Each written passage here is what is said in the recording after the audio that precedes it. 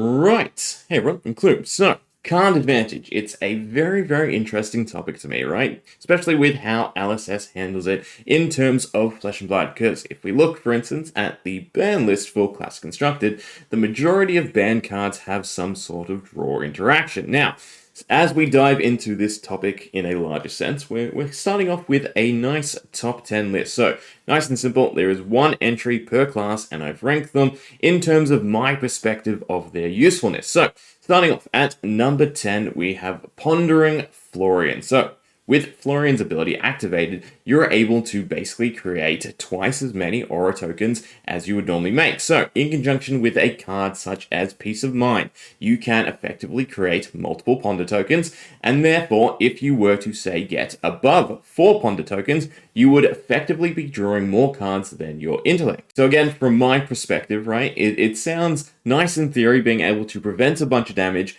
and still come out with card advantage. So, it's not something that will happen too consistently, and I don't even know if you really want to take it, but nonetheless, it's number 10 because Runeblade really doesn't have anything else going on. Now, in terms of previous card advantage, I've got to mention Force of Nature. So Force of Nature is a Briar specialization, so currently it's only available in Living Legend, since Briar is only available in Living Legend, but it is a very, very nice draw engine. It's very much akin, in my eyes, to what we would see in Ninja. So it's a nice on hits, right? If an attack hits and it has greater than its base, you get to draw cards, right? Beautiful. But again, we can't use it, so Runeblade's stuck with some pretty bottom barrel type of draw. Next, at number 9, we have Target Totalizer. Now, I really like this card, and I like its usefulness, right? But obviously lining up the correct cards can be very difficult. Now, in the sake of Ranger, right, we have Azalea Sharpshooter and our Sandscale Greatbow, meaning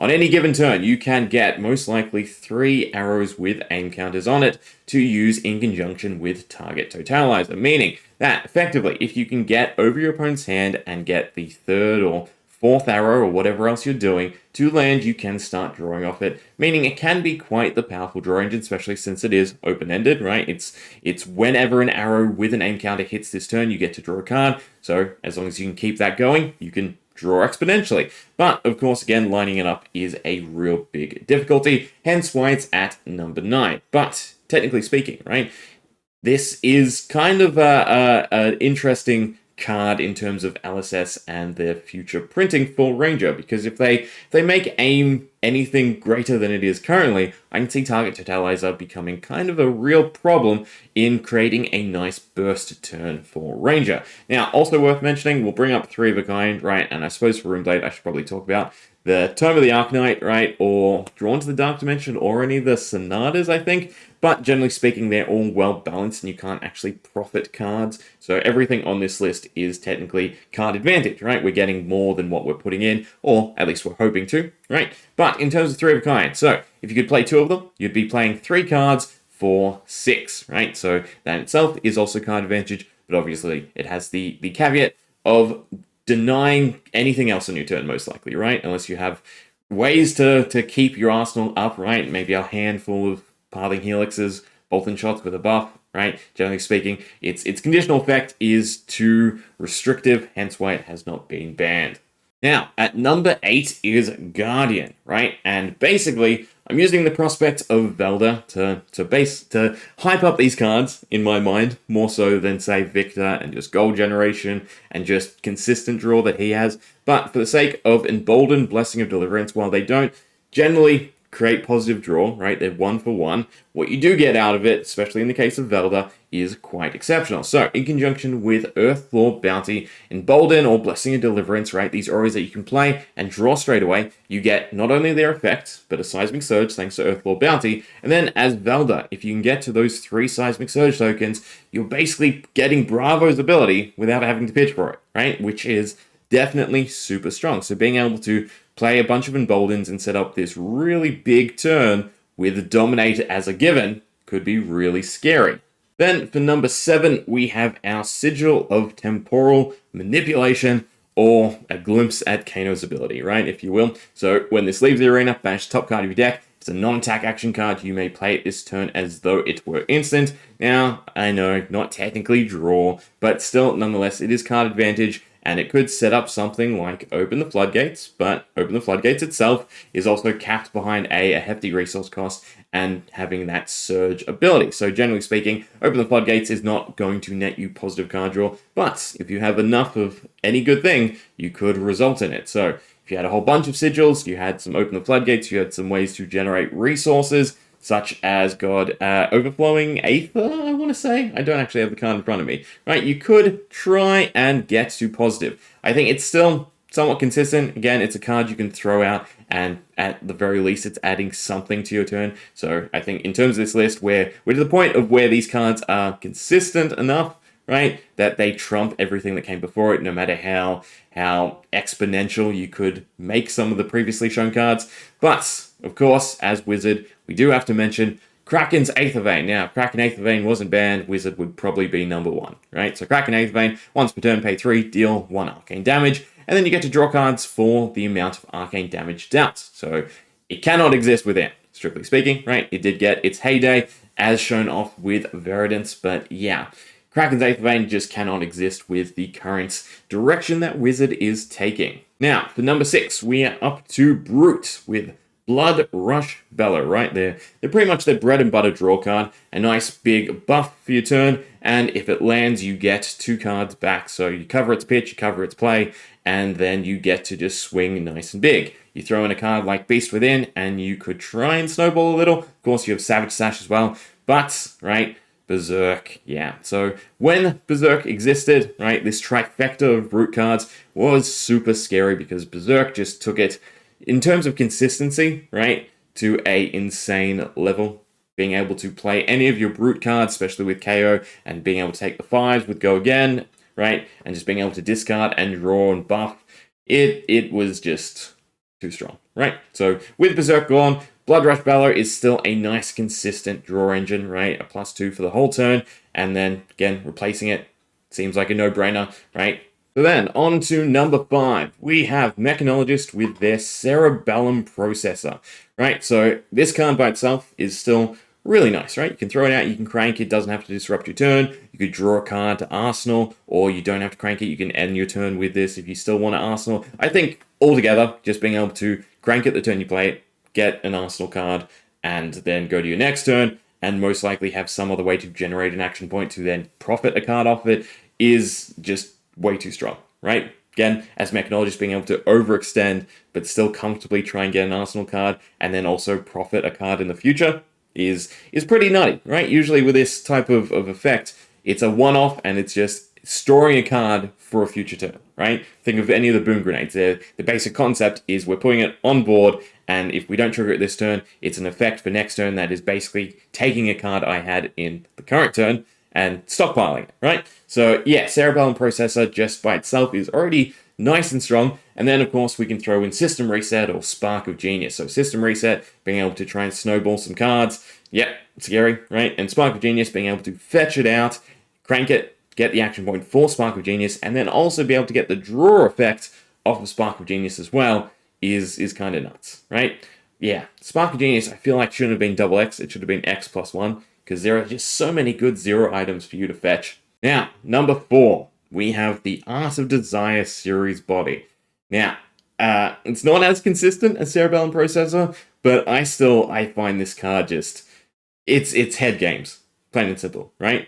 Assassin throws it out, and your thought is, do I have to block this? How consistent is my deck? Is this going to land? Do they have a buff? Is this a bait? Are they then going to throw out something a lot worse, right? So, yeah, it is a scary card, but it's more what it could lead to that makes it really, really insane. So we have the red variety, which is basically if it banishes a red card from the top of your deck, they get a card in life, yellow for yellow, blue for blue. So yeah, depending on the matchup, they can be really, really strong. We then also have a few cards in conjunction. So for instance, if you were to pair it with Mask of Perdition or Just a Nick, especially blue with Just a Nick, you're able to banish more cards since they're banishing on behalf of Art of Desire. You also get to trigger the effect, right? So what could you do? You could do Mask of Perdition, you could do Art of Desire, and 3 Just a Nicks, and that would be banishing 5 cards, potentially drawing 5 cards.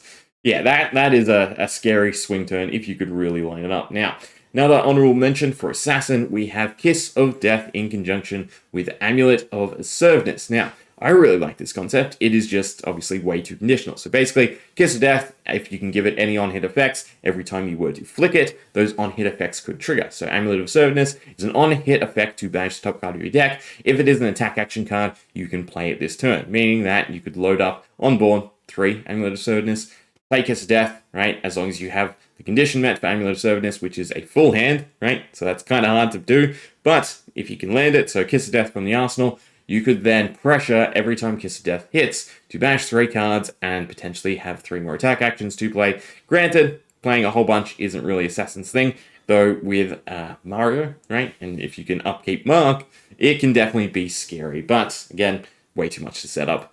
Now, at number 3, we have Herald of Erudition, which is just nicely statted altogether, right? Thanks to Luminaris, either version, right? Well, except for the one not so good one. You can give it go again, and then basically a 2 for Dominate for 5, that if it hits, you not only get to put in your soul, which is already fueling Prism's game, but you get to then draw 2 cards. That is scary enough, right? If your opponent doesn't have a popper, it is just a really big swing turn.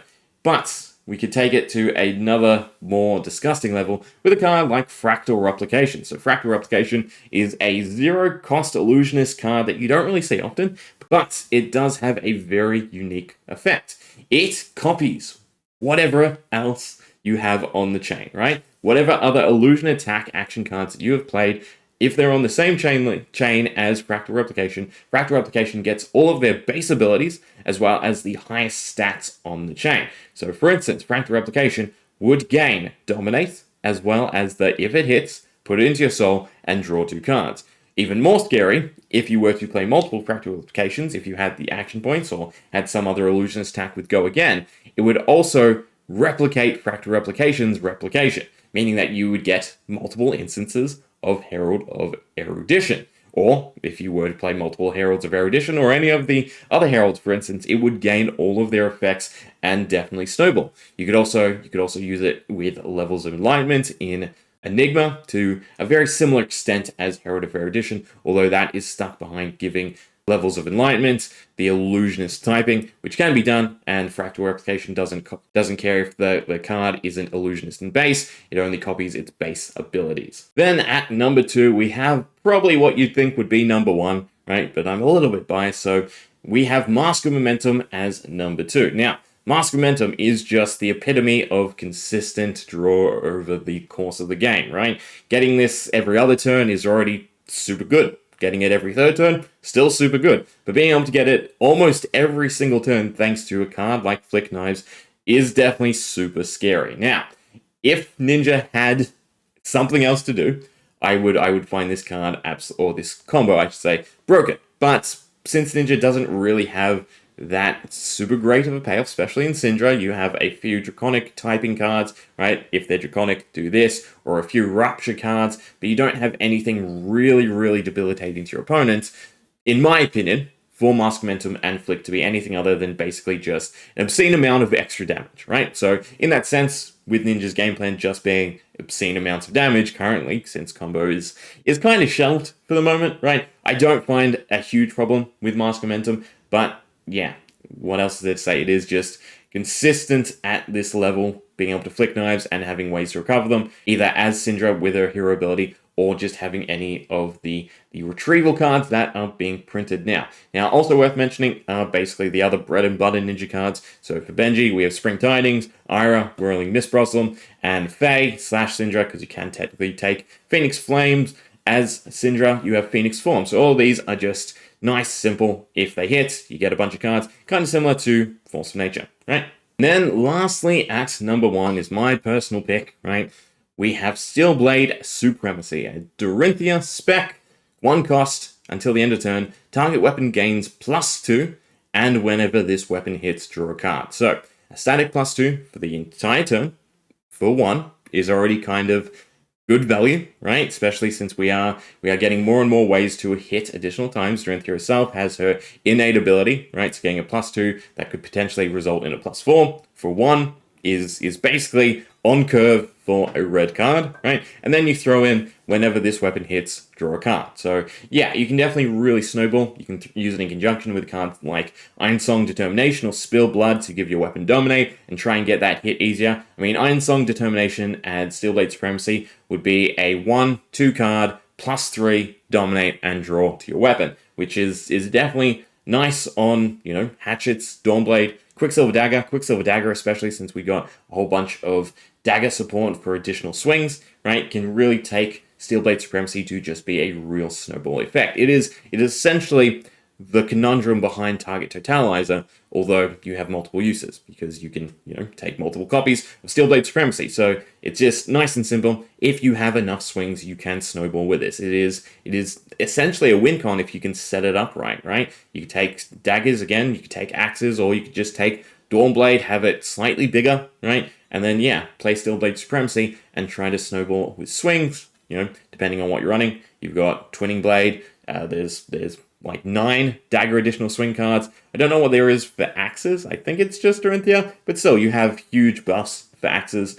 So yeah, my personal pick is definitely Steelblade Supremacy as currently the best rule in the game, right? With the exception of, again, the honorable mentions, Kraken Eighth of A, definitely number 1. Berserk would be very, very high up there.